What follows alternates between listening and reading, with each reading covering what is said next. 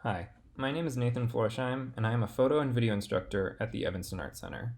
Thanks to the Phillip and Edith Leonian Foundation, we are able to present you with a series of video tutorials to help you with your photography process at home.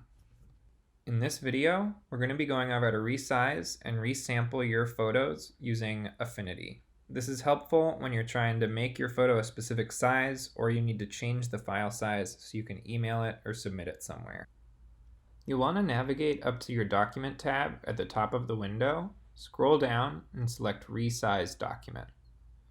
Once this window is open, there's a few key things to note. It is currently showing me the actual size of my image along with the resolution, and it tells me whether I'm measuring my image in pixels or inches. At the bottom of the window, there's a little box checked next to Resample. This is an important thing to be aware of when you're resizing your image, as when that box is checked, if you adjust the size of your image, it will actually adjust and permanently change the pixels in the image. So if I were to make it smaller, the image would permanently become smaller and the resolution and pixel count would become smaller. And if I were to make it bigger, Affinity will actually add and duplicate pixels to try and make the image bigger. Because of this, I really only use resampling to make my files smaller, whether it's to reduce the file size so I can email it, or adjust the resolution or pixel count in order to meet the requirements for a submission. As you can see, it is currently showing us our image size in pixels. I like to have it in inches most of the time, as even after changing it, at the bottom of the window, it will show you the actual pixel count always. So I go and change it to inches. Once you've changed it, you can see that the actual size in inches appears to be quite large. The reason for this is because the resolution, or DPI, is set quite low at 72. A more common resolution for photos is 300. So let's go ahead and uncheck resample and change the resolution to 300. Once you've got it typed in, hit the return key and you'll see the size get updated.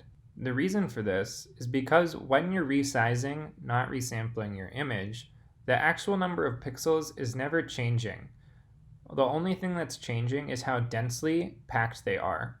So if you have a really small size, like 5 inches, the resolution will be very high, meaning there'll be a lot of pixels in a small space.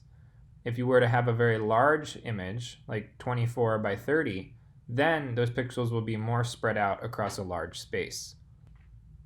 As long as resample is unchecked, it will always update the resolution according to the amount of change you do to the size. The width and height are also locked proportionally, so you only have to change one of them and it'll change both. Now let's say that I'm submitting some photos and the requirements are a resolution of 200 and the longest side of my image be under 2000 pixels. What I would do for this is I would check the resample box. Then I can change my DPI or resolution to 200. From there, I could change my units from inches to pixels and just type in 2000. Or I could keep it at inches, and since my resolution is now at 200, I could just change the width to 10, and you'll see on the bottom where the pixels are, it'll update it to 2000 as well. Now that the file is resampled, it is a smaller file size than it was before. So instead of saving it over the original, I want to make sure that I save it as a copy.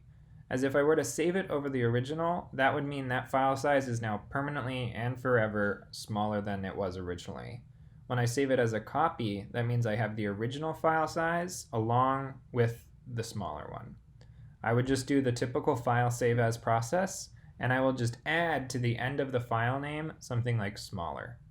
This way I know which is which. That's it for this video on how to resize and resample your files using Affinity. I hope it's a useful process and you can use it at home. Once again, we would like to thank the Phillip and Edith Leonian Foundation for providing the funding to make these videos possible. Stay tuned for more videos covering Photoshop, other editing softwares, and camera tips and tricks. Thanks.